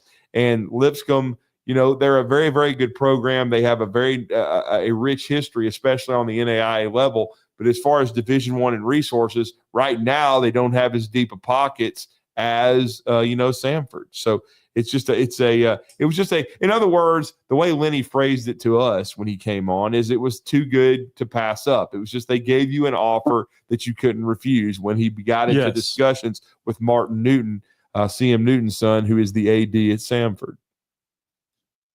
Yeah, and if he does well, I guess he could parlay that into a big job like Bucky did. Well, he also told us on the air that he wasn't looking to move. He said he was at the Final Four with his wife, Kelly, and they were watching those two amazing contests. And he said, I was 99% sure I was going to finish my career at Lipscomb, but then the phone call happened on Sunday from Samford. They got deep into discussions. He said this was the only mid-major job that he would have left Lipscomb for due to the financial commitment, due to the location, because Alabama's home, except for a Power 4 job. So, yes, if he wins in 4 or 5 years at a high clip at Samford, Coach Lenny Acuff could get a Power 4 opportunity that I think he would definitely be interested in. But again, you can't read the future is you just have to go year to year, like he told us. It's a year-to-year process right now. Yeah. The other question, do you think he'll schedule UAH in the off season? I don't know. Now, could I see an exhibition game that Scott and Steve were broadcasting? That would be a charity game or that something would be like fun. That. Or a secret scrimmage or whatever the hell you want to call it. That'd be fun. I don't know about regular season. I doubt that. But I think Lenny would be willing to play his former school in Mick Hedgepeth. Look, Mick, I'm not trying. I'm just that would be.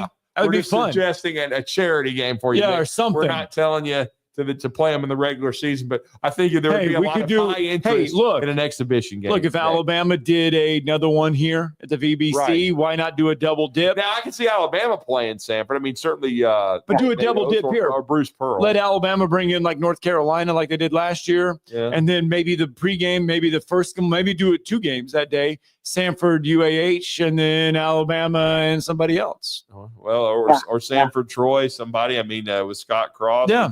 We could see. Or Jack State. They certainly There we have go. a lot of fans that can come up here. Yeah. By the way, Jerron Pierre, he's now SMU Mustang. Yep. Yeah. Has it never had UAB up here on that exhibition? No, we have not had Coach Andy Kennedy here. But not had him there. All right, gents, that's all I've got. Thanks. All right, thanks. Appreciate all right, I tell you what, let's get a break in when we come back. Oh, by the way, Auburn just picked up another big guy, Butler Community College Center, Emeka Opram. 7-footer. He was the conference's defensive player there. Yeah, he's big. We got to get a break in. Ryan, we'll get to you next.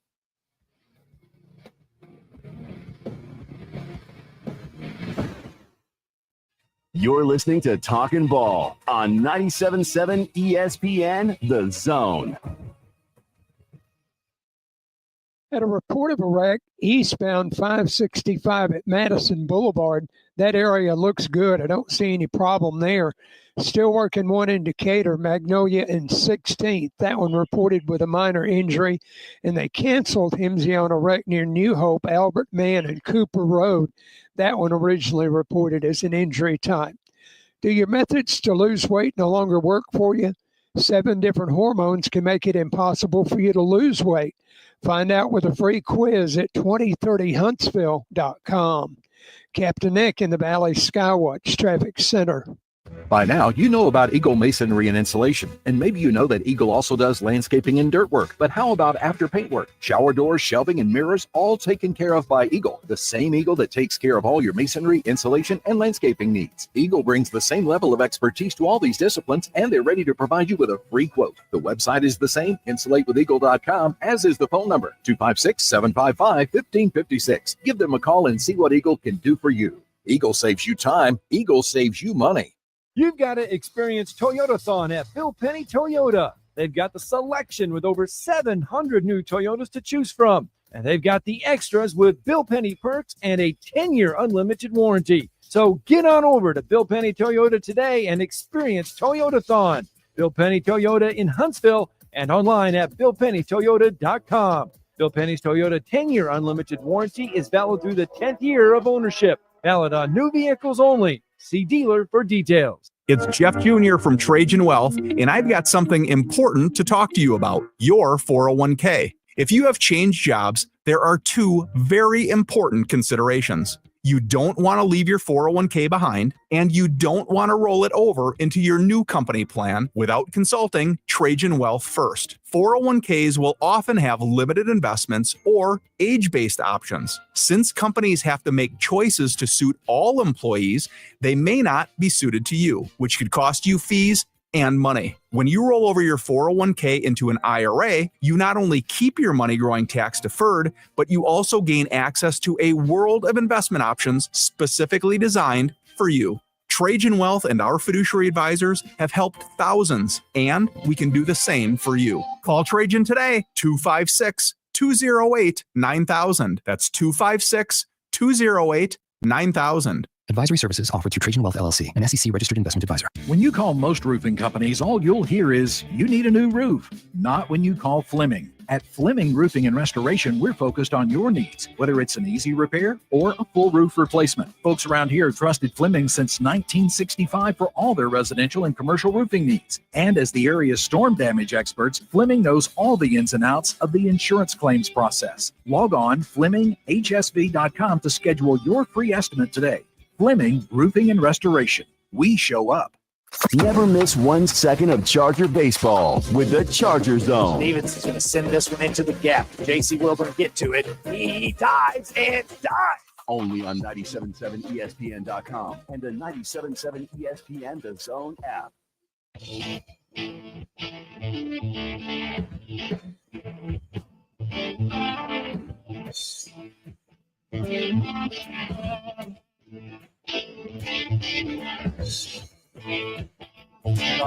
ways. All right, welcome back. Talking Ball 97.7 ESPN The Zone. Scott Tyson, Drew DeArmond. Let's visit the phone lines out of the break. Ryan is with us. Good morning, Ryan. Morning, Ryan. Hey, so I want to beat on one topic I'm sure you all are sick and tired of talking about, a certain quarterback, but I thought about a very specific point that no one's really been talking about. So what was the first game last year when Nico made his debut? What team was that again? Do you remember?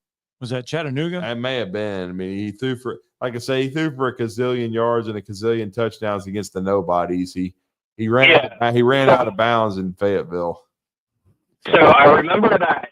I remember after the game, the reporter asked him, because everyone was all hyped up about him because he did good or whatever game it was, that first game. Yeah, it was Chattanooga was the first game. Right. Got it. So they said Nico, the reporter asked him, you can go on YouTube and watch it, and it just shows a lot about his character. Nico, so what brings you to Tennessee? And, I have spiritual discernment, and when he gave his answer, when they asked him, what brings you to Tennessee, he had this, weird smirk and grin in his face, and he said, I came here for the family value and cultures and nothing more. And I got nauseated when I heard that because I know, and everyone else does, he went there for the money. So even though he's not part of the program anymore and he's gone and they've washed themselves, washed their hands clean of him, right? Wouldn't the university have some blame to make him give that answer, to water down and basically lie to say, hey, he came here for the money and instead he came here for the family value and cultures? And I knew from there on out what kind of person he was. And fast forward a year later, we see he really is all about the green. What are your own thoughts on all of that? It's just, the whole thing is sickening to me. It is. And you mentioned that Chattanooga game. He had 3 touchdown passes in that Chattanooga game. And this is where a lot of people are heaping okay, let's delve into this even more. Let's delve into his numbers. He had 0 touchdown passes against Arkansas, 0 touchdown passes against Florida, 0 touchdown passes against Georgia, 0 touchdown passes against Ohio State. He had 1 interception against Florida. That was it. I mean, he got hurt against Alabama and didn't really play all that well. He made a couple of nice throws, but if it wasn't for the running game right there for the Vols and being able to run the football with the best tailback in the SEC, I just don't. Then Dylan Sampson, I don't think Nico is nearly as effective, and he's a quick twitch guy, but he's not a great runner. He can run. He is mobile. But I just didn't think he went through his progressions. But he's still a young player, and I think he still had some developing to do. I think, and this is one thing where I will say that you can't blame the family for, is that I think because I will say this about Josh Heupel and his system. And I love Hendon Hooker, first of all. Okay, right. I thought he was great for them. Right. But is he starting in the NFL? No. Has Heupel put any quarterback in the NFL that's starting?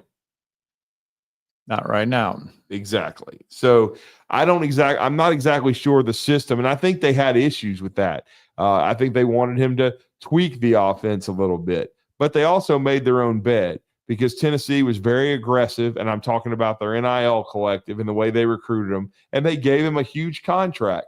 They fought the NCAA. They did a lot for him. Okay. And so to me, I think it was more the fault of the family than Tennessee. Now, Josh Heupel's offense is Josh Heupel's offense. It's still quarterback friendly, and it's still you put up huge numbers. But if you look at, I'm just saying, if you look at quarterbacks and wide receivers, and Tennessee's had the Jalen Hyatts and and guys that have put up big time numbers there for the Vols. But guess Cedric Tillman. But is it translated for them in the NFL? Is what I'm asking. Are these receivers becoming big-time NFL players? They're not. And I'm looking through the quarterbacks that he has had as either a coordinator or a head coach.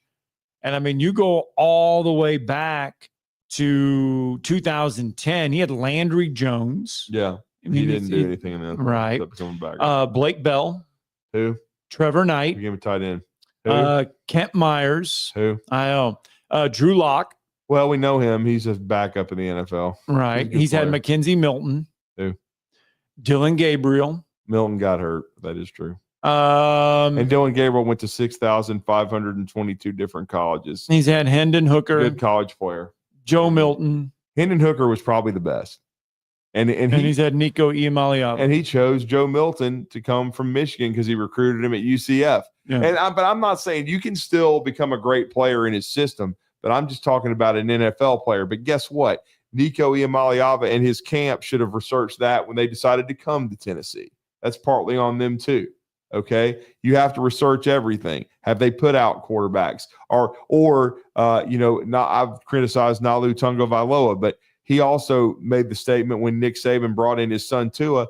Nick Saban changed his offense for Tua to fit to his strengths, and so there you go. And maybe in the Iamaleava's mind, they didn't think that Josh Heupel changed his offense, but he also Heupel. To defend him a little bit, he may have thought that Nico wasn't ready yet to carry the team last year, and that Dylan Sampson was the strength of the offense. So there you go. You have to, as a coach, do what your team is equipped to do. But I will say, if you look at Josh Heupel's record, he has been a solid head coach. But when you look at the quarterback success, it's not there. Okay, it's just not there on the NFL level. They don't have a ton of guys starting that he developed and coached. Now they've gotten some pro opportunities, but we'll see. But again, that's more on the Iamaleavas though, because it goes back to what Ryan's point was. It was all about the money, because I'm sure Tennessee outbid everybody else with the way the Iamaleavas have acted, because if UCLA or USC had come stronger, then I'm sure that's where he would have gone, or Oregon or wherever the hell he was being shopped to.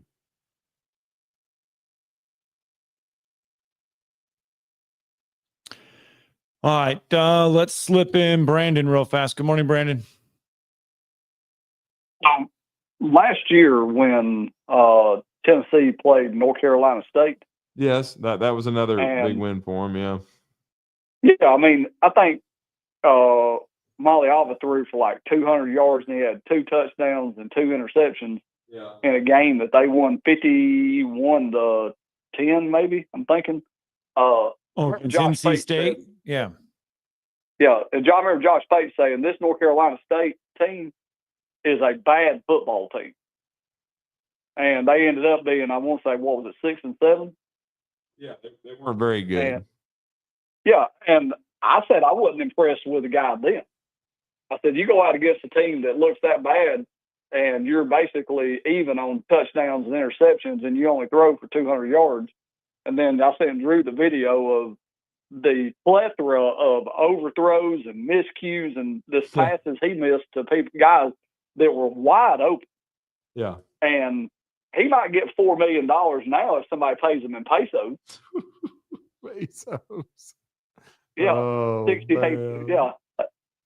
He might get that now, but I think we're going to look back and see 3 years from now that this was the dude that screwed up worse than any of them did. I think we're going to look back and say, this was the guy that pushed it one too far, and it kind of changed things for everybody. Look, we don't often agree with Danny Cannell on this show, because Danny Cannell is a moron sometimes. Sometimes? Yeah. But That's Jeff's cousin. Danny Cannell put out a tweet this morning. Right. That said, and I quote, "I still can't believe people advising Nico thought Carson Beck getting $4 million from Miami was a real number. What a massive misread." Well, and so I'm wondering if the parents sat at home and saw Carson Beck and others get this big money and said, you know what? We can get it. I think you're just as good. I think you are just as good as Carson Beck. I think you are just as good as some of these other ones getting this big time money. So, you know what? Let's go get it. Mm-hmm. And they're realizing that is not the market. No, and I agree with Peyton when he said that everybody that had money to spend, spent it. after Christmas right there at that transfer portal because they expected the House settlement to be approved. Yes. And then that it didn't get approved, everybody went all in. And there is still some money out there, but there's not this kind of money. And when he didn't show up to practice, that was the killer. I think you could have kept trying to get money, but you don't no-show at practice. Yeah, you can't do that. And it creates a lot of, questions in the locker room, no doubt. All right, Brandon. Thanks Appreciate for the it, Brandon. phone call. Thanks for hanging in. I'm sorry. Some of this news coming out this morning. Here we go. Remember Trayson Eaglestaff? Yeah. That was going to South Carolina. Where's he going now? Well, he decommitted from South Carolina. Okay. He signed with the Gamecocks earlier this month, but he's not going to end up there. Right. Yeah. His contract doesn't He's get going done. somewhere else now. Okay. We don't know, but he signed with South Carolina and now he's going somewhere else. Gotcha. This state of college athletics is all you can do is laugh at this crap because that's all it is. Well, I saw some clown on X. He said that Nate Oates has peaked. Can't put together a roster. Oh, yeah, I saw that. Yeah. And then our good friend Brian Pasick was like, hold on, folks. Yeah. Remember last year, and remember Arkansas and all these other guys, it takes time. It takes a day or two. Somebody rightly pointed out that if you're going to comment, you need to know how to spell oats. Did he not spell?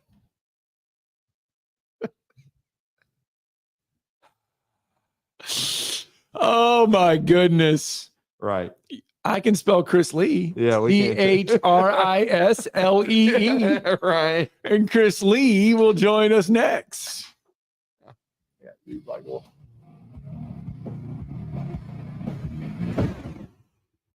You're listening to Talkin' Ball on 97.7 ESPN, The Zone.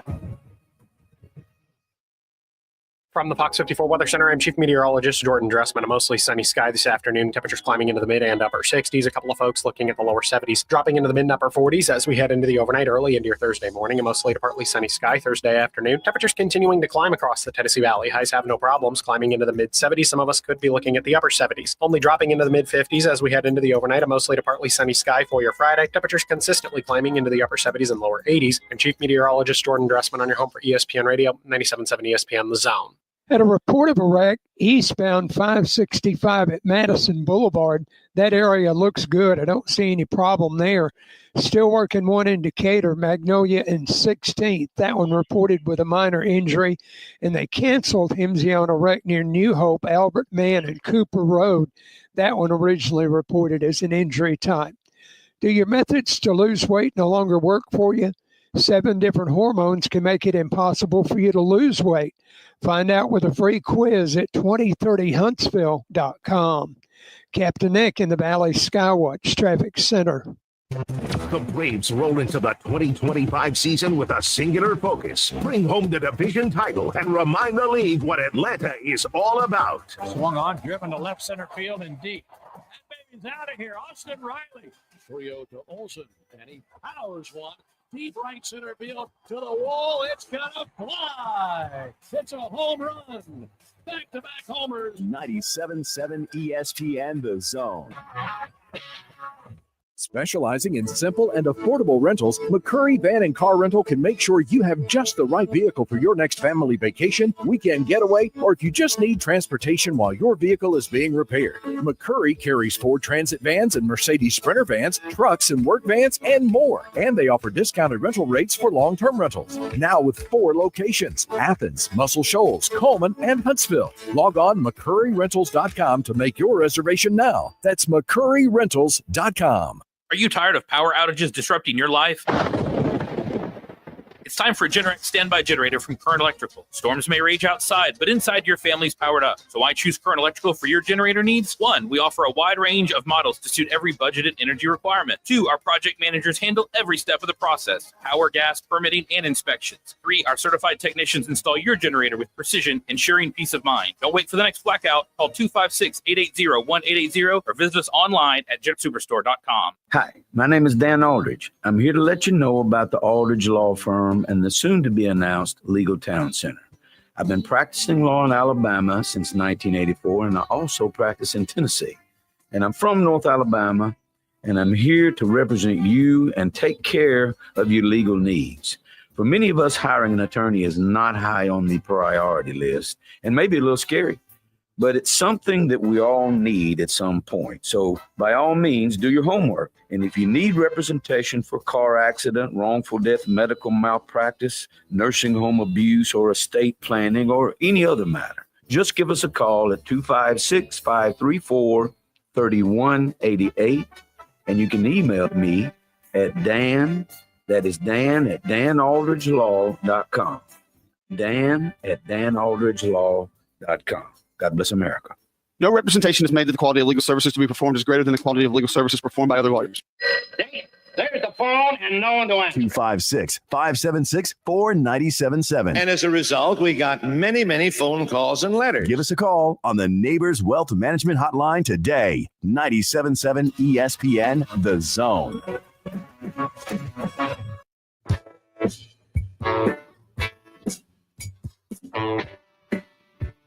The Neighbors Wealth Management Hotline is busy right now.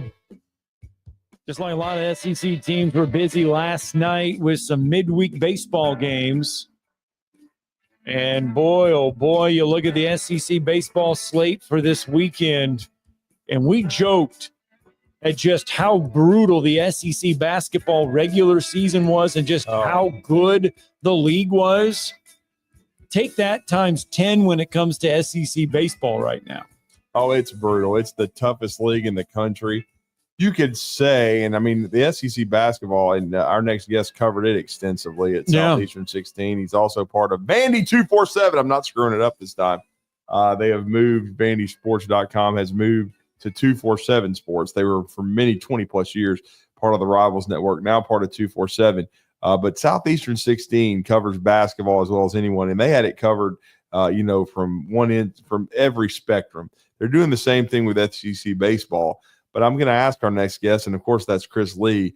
Is SEC baseball even more difficult than what we saw out of SEC basketball? I say yes, but we'll ask Chris Lee that right now. Chris, is baseball the most brutal league that the SEC has? Well, I'm going to read you the RPIs as of this morning. Oh, boy. This is, of course, the NCAA's official measure. Right. And here we go. Here we go. These are national rankings, not conference rankings. Right. Georgia 1. Wow. Arkansas 2. There you go.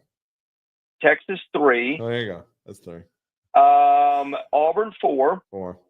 Tennessee 5. Again, this is not within the league. This is overall. Yeah, top 5. Vandy 7. Wow, that's 6 of the top 7. LSU 9. Wow. Alabama 11. There you go. Oklahoma 21. Wow. Florida 25. Wow. Florida, which is 4-11 in the league, by the way. And so on. Everybody's in the top 50, but Texas A&M, which is 51. And they're turning it around right now. They're playing better, though. They're playing better. Yeah. They are. South Carolina, by the way, 2-13 in the league, 14 in the RPI. Have you ever heard anything like that, though, last weekend where you give up 2 grand slams to lose a game in the 9th? I don't know that I've ever heard of that before. No. I mean, Coach Maneri, I love Coach Maneri, by the way. Yeah. I just can't imagine how his nerves were after that game. I mean, you're up 12-2 in the 6th inning and you lose 15-12, Scott. I know. Insanity. Yeah. I mean, wow. But that was a very good start to our conversation about how tough this league is, Chris. Yeah. And I think the question that comes from that, is what does the selection committee do with this here in 6 weeks or whatever it is? Because you can imagine the screaming, if the SEC gets like 6 national seeds or something like that and 4 other hosts. But I would like to know how it's not deserved. Right. And you look at some other computer rankings that aren't RPI. I'm not crazy about the RPI. It's the one we use. And the league's dominance in those, the ones I've looked at, is pretty similar too. Mm-hmm. Well, Chris, you mentioned Florida, and you kind of look at that and you're like, wow. I mean, it's kind of surprising that they are 4-11 in the league right now. Are they one of the most surprising stories so far early on in SEC baseball? And by the way, they're 21-3 outside of the league. Yeah. I would say probably I looked at their roster in preseason, Mm-hmm. and I thought, I'm not quite sure they're as good as the top 5 rankings they're getting. And then the season started, and I saw how their young pitching developed. I saw guys like Kyle Jones that they brought in through the portal who really gave them the things they needed. And then I saw guys starting to get hurt, including some of those key pitchers. You know, they've not been able to keep Pierce Coppola healthy, which is no surprise. He's never been able to stay healthy. Jake Clemente, I think, been a little banged up here and there. Jones has been out for the year since week 2 or 3. They've got Frank Menendez, one of their key bullpen guys, is done. So this is not a team that's super deep to begin with. And they've started taking hits. Now, look, I still think Florida's plenty good. I mean, look where Kevin O'Sullivan ranks in the recruiting rankings every year. And again, look what they're doing outside the league. Bobby Bozer, another transfer, hit 3 home runs for him last night. I just think it's a league, guys. I think people say, well, you know, so-and-so beat a bad Florida team or whatever. And a lot of series wins get dismissed. I'm like, is it a bad Florida team, or is it just a team that is feeling the brunt of some bad luck and the, you know, the feeling the weight of the schedule from the rest of the league? I think that's my take. Well, and then in Texas under Jim Schlossnagle, I know that was a huge story of the offseason, him leaving A&M for Texas, but he certainly had so far a smooth transition. Yeah, he has. And speaking of teams with injuries, they've lost their best player, Max Blue. He's been hurt for a couple of weeks. He's done for – I don't know if he's done for you. They're saying he may come back for the NCAA tournament, but he's also a first-round pick. Right. So, you know, the advisors and the parents and whoever's involved there are going to monitor that very carefully because he's got a lot to lose. And I think I look at them and their offense doesn't have near the upside that some of the other teams in the league do. And I don't think they're as deep in pitching as some of these teams that go 12 to 15 arms. But, man, their top 7 or 8 arms are really, really good. They keep the ball on the ground, and they defend, and they're the number 1 team in the country right now because they have attained some high in-series wins. Yeah, I think they are probably the surprise of the league in a good way so far. And Jim Schlossnagle, who no one has said, you know, of all the things you can say about the guy, nobody has said he can't coach baseball. And, boy, he's doing a great job of that. And then we talked to Jason Caldwell in hour 1 about how hot Auburn is coming into this series. Sam Dutton's pitched really well, the LSU transfer. I'm sure that was a highlight for him beating his former school last week. But they were struggling just a few weeks ago, coming off of a sweep on the road. They were swept, by Georgia in the bandbox known as Foley Field. And then they lost to UAB. But since that time, a series win over Alabama, certainly a sweep of LSU. They beat Jack State last night 4-3. This is an Auburn team that's all of a sudden as hot as any in the country. What kind of chance do they have in your mind going to Austin? Well, I mean, look, they've lost 1 series all year. Yeah, man, that's the underrated part too. Yep, Georgia, there you go. Yep. Where nobody's winning. Of course, nobody's winning at Texas either. I think this is a better matchup for them, though, style-wise. And hey, you know, if we're having the Coach of the Year conversation, Jim Schlossnagle is probably the guy. Mm-hmm. But, man, Butch Thompson deserves a lot of credit. Right. We did an All-SEC team yesterday, and you can find it on Twitter. Just search our Twitter account, and you'll find we did a 3-team team with 3 starting pitchers, a long reliever, and a closer. And Auburn, a lot of Auburn players were notoriously or conspicuously absent from it because they don't have a lot of superstar power. Mm-hmm. But what Butch Thompson has done, he's probably got the best freshman class in the league. A lot of those guys are in their lineup, and they have put up good numbers, maybe not star numbers, but when you go 1-9 and everybody's a tough out and you don't strike out enough, and you've got some veteran bullpen arms, and you've got an ace in Sam Dutton, who's been an all-SEC level performer. They have really pieced it together well, and I think they have done an incredible job. And right now, I think if you pick the field, not only they'd be a host, I think they'd have to be a national seed probably with their resume. Wow. Big series, though, this weekend. And you mentioned Jim Schlossnagle. Big series, though, with Texas. I mean, that's a big one. You come off a big one with LSU, and just like the meat grinder, I mean, you got to have to follow that up. Now you got to go on the road, but it's another big one with Texas. Yeah, and I want to look something up as we're doing this. Texas has lost, I believe, 4 games. Yes. 2 of them are midweeks where the pitching depth hurts them a little bit. And at home so far, they've swept everybody in the non-conference on weekends. They took 2 or 3 from LSU. They swept Georgia. So right now you're looking at a team that has played 3 series on the road and is 5-1 at home with LSU and Georgia combined. So that is a tough order for Auburn.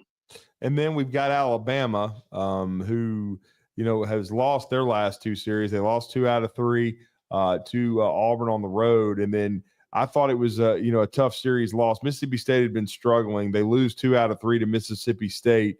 They've been swinging. They haven't been swinging the bats nearly as well lately. They did get a win last night over UAB. They swept the season series from Casey Dunn 2-0. But now they're going, on the road to LSU, an LSU team that's probably a little angry with how they've been playing. Your thoughts on the Alabama-LSU series and the Tide starting pitching, especially Zane Adams the last 2 weeks. He has not been good. Yeah, I'm a little concerned about Alabama. I still think it is a regional caliber team. Right. If it doesn't get crushed by the schedule ahead, which, after LSU, they've got Missouri, which that's as close to a free spot on the bingo card as you'll get right now. Yes. They've also got to go to Vandy, play Georgia at home, and go to a Florida team, which will need, a series win to end the season, probably, given its SEC record. But, yeah, the starting pitching hasn't been as good. They've got some bullpen arms, but maybe not what the top half of the league's got. And I think Justin LeBron has fallen off a lot. Still a phenomenal player. But the production has not been in SEC play what it was out of the league. They've got some other hitters. Jason Torres is doing well for them. I like the outfield guys they brought in, and Richie Bonamalo Jr. Kate Snell's having a very underrated year, but Will Hodo's dropped off too. The offensive fireworks, because remember, guys, when they headed into SEC play against Tennessee, their numbers were right there with the Vols offensively, or really close to it. They've fallen off a good bit since SEC play. And again, you can blame a lot of that on SEC pitching because they faced some good staffs in there. A&M, Tennessee, Mississippi State, and Oklahoma and Auburn are respectable too. So that explains some of it, but I think Alabama's example of a good team where just the burden of playing every weekend in this league is starting to take a little bit of a toll. And then tell us about LSU. How good is this LSU team? Their expectations every year are to win it all, but they have been struggling a little bit within the league. Is this a series? How do they match up with Alabama? Is this a series that Alabama is capable of taking on the road, or can LSU get right? What are your thoughts on it? I think LSU has struggled in spots. You saw what happened at Texas. You saw what happened at Auburn. But, in the Oklahoma series 2 weekends before they swept but didn't score a lot of runs due to, 30-something degree temperatures and 30-mile-an-hour winds blowing in. But I think this team's got as much star power as anybody in the league. Jared Jones, Derek Curiel, Daniel Dickinson, Stephen Milam. They've got a lot of depth on offense. Some guys on the bench that can give them something if they get injuries. I think, their top 4 or 5 pitching arms, Tate Anderson, Anthony Ianson, Chase Shore, Zach Cowan, Kason Evans, and William Schmidt, if you want to throw him there too, the freshman. They've got as much top-end talent as anybody. The question is their bullpen. And they got some talent there too. But the lower-end guys have not been what they wanted them to be. They're having to rely a lot on Cowan out of the pen for long relief.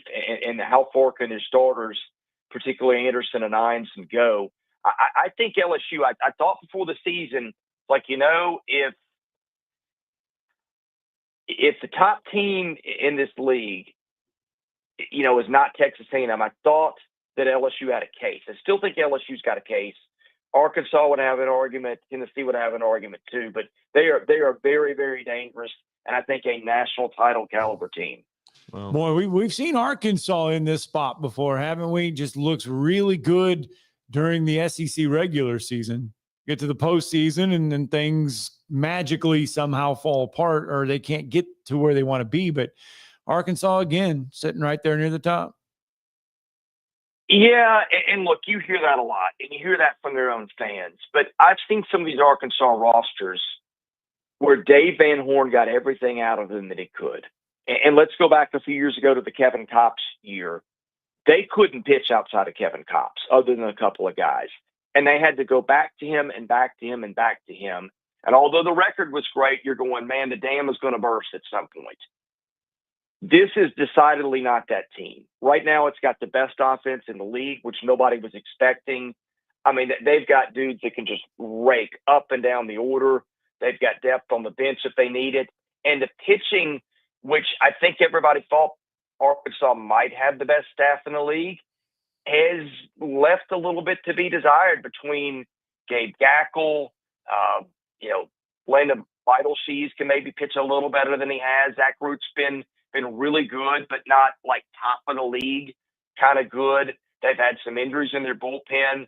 Guys, this is a team that I think has, I don't want to say it's underachieved when the ERA is like in the mid threes, because that's elite in this era of college baseball. But I look, and they've got some guys who they are going to get back who are big time arms, and some big time arms who maybe not have pitched up to the capability.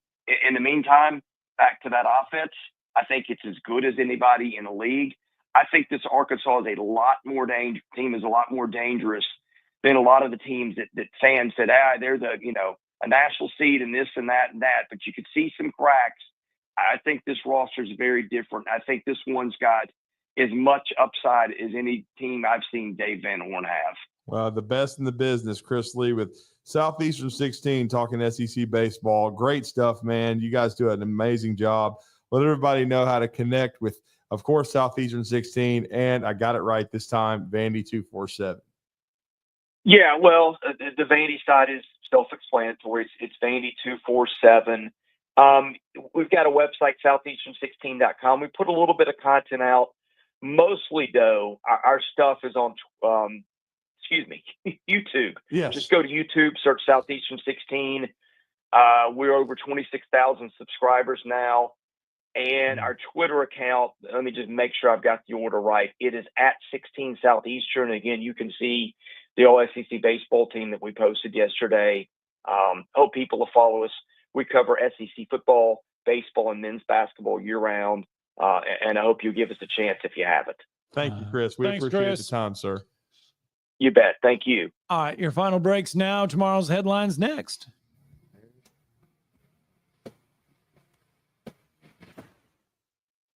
You're listening to Talkin' Ball on 97.7 ESPN, The Zone. Would you call a plumber for a root canal? The same goes for selling your timberland or farm. Choose someone who understands your property and can help you on the front end so you can capitalize on the back end. I am Bo Butler with Southland Realty and Auction. As a guide, I have put many hunters in position to take a shot. It's time for you to take your shot. Let's talk about putting you in position to sell your property. Call me at 256-609-0512. Remember, Bo knows land. Mike Rowe here with a quick question. Have you noticed a musty smell in your home? I hope not, because damp smells mean that you could have a crawl space problem. That's where AFS comes in, a groundworks company. They can honestly assess your situation and create a plan to waterproof your crawl space and get to the root cause of the problem. Schedule your free inspection at afsrepair.com/row. And while you're there, check out my latest dirty job. It's a good one. Licensed in all states where work is performed. See website for details. This segment of Talkin' Ball is brought to you by University Kia, the #1 volume Kia dealer in the state of Alabama. Located online at universitykia.com.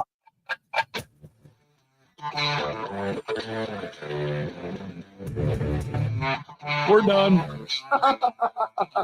Like Jeff. We're done. We're done. Okay. But unlike Jeff, we're back tomorrow. Yeah, he's not. You have apparently decided to blacklist him. Yeah, I heard the Bill King show already blacklisted him too. And I'm sure Tennessee people are tired of hearing from him. Well, don't forget Friday morning we're going to be at Metro Diner. I did actually forget that. Well, So you know, I forgot about it. Come on, don't tell Jonathan that. He calls from the line. I know, but we're going to be with him on Friday morning. Pancakes and omelets, baby. Pancakes and omelets. Griddles. Maybe French toast as well. Love the French toast. Eagle Masonry and Installation. It's right there in the name. Eagle is your one-stop shop for block, stone, or brickwork, monument sign.